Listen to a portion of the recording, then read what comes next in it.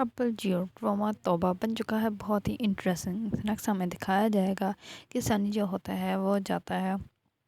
اریبہ کے گھر، اریبہ سے ملنے، اس کی ماں سے ملنے۔ اس پر اریبہ بہت زیادہ خوش ہوتی ہے اور وہ کہتی ہے میں نے تو سوچا تھا تم جیسے ہی آؤ گے ویسے ہی سیدھا ہمارے گھر آؤ گے ہم مجھ سے ملنے، لیکن اس پر وہ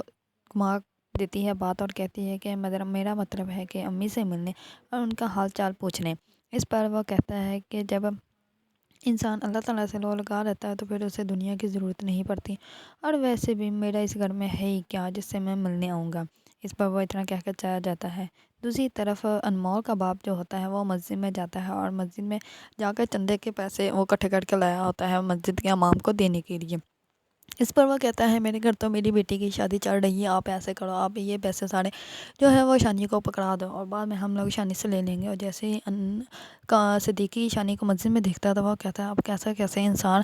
مسجد کے کمیٹی کے ممبر بننے لگے ہیں، اب اس انسان پہ یقین کرنے کی بات کرنا ہے، میں تو اس انسان پہ کبھی بھی یقین نہیں کروں گا، اور آپ نے اگر اس کو پیسے دینے ہیں تو دے دیں، میں تو کبھی بھی اس کو پیسے نہیں دوں گا اور نہ مجھے اس پہ یقین ہے۔ اس پر امام کہتا ہے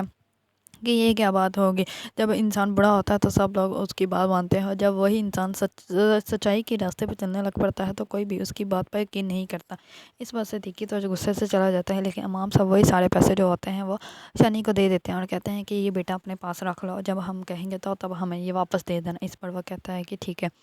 دوسری طرف شانی کا باپ تو جو ہوتا ہے وہ شانی کو اس حالت میں دیکھ کر بہت زیادہ خوش ہو جاتا ہے، وہ تو کہتا ہے کہ تم نے تو میرا سر فخر سے بلند کر دیا ہے، مجھے ایسے ہی بیٹے کی ضرورت تھی۔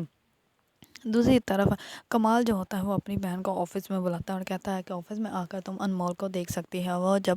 آفس میں آتی ہے تو انمول کچھ پیپر سائن کروانے کے لیے کمال کے آفس میں آتے ہیں۔ اس بار جو ہوتے ہیں کمال کی بہن وہ انمول کو دیکھ کر بہت زیادہ خوش ہوتی ہے اور کہتی ہے کہ ٹھیک ہے اب تو میں اس کا ہی رشتہ لے کر تمہارے لیے جلدی سے جلدی جاؤں گی اور اس کے بعد سے اس کا ہاتھ مانگ کر لاؤں گی۔ اس پر جو ہوتا ہے کمال وہ اپنی بہن کو لے کر صدیقی کے گھر چلا جاتا ہے اور کمال کی بہن جو ہے وہ جاتے ہی کہہ دیتی ہے کہ ہم آپ سے ایک بات کرنے ہیں اور اس بات کا آپ ہم انکار نہیں کریں گے۔ اس پر صدیقی کہتا ہے کہ جی ضرور، آپ جو کہنا چاہتے ہیں کہیں۔ تو اس پر کمال کی جو بہن ہوتی ہے وہ اسی ٹائم انمول کا ہاتھ مانگ لیتی ہے۔ اس بار انمول اور انمول کی بہن جو ہے دونوں ہی بہت زیادہ حیران پریشان ہو جاتے ہیں کہ کمال کی بہن نے یہ کیا بات کر دی، پر کمال تو یہی چاہتا تھا۔ دوسری طرف شانی جو ہوتا ہے وہ کمال کو پیسے دینے کے لیے جاتا ہے، تو اس پر کمال کہتا ہے مجھے تو لگا تھا تم ڈر جاؤ گے اور میرے سامنے نہیں آؤ گے، چپتے پھرو گے۔ اس پر وہ کہتا ہے کہ جو اللہ تعالیٰ سے ڈر جاتا ہے وہ لوگوں سے پھر نہیں ڈرتا، اور آپ کو بھی اللہ تعالیٰ سے ڈرنا چاہیے۔ اس پر وہ بندوق پکڑ لیتا ہے اور کہتا ہے کہ میں تمہیں جان سے مار دوں گا۔ اس پر وہ کہتا ہے کہ آپ مجھے کچھ بھی نہیں کر سکتے،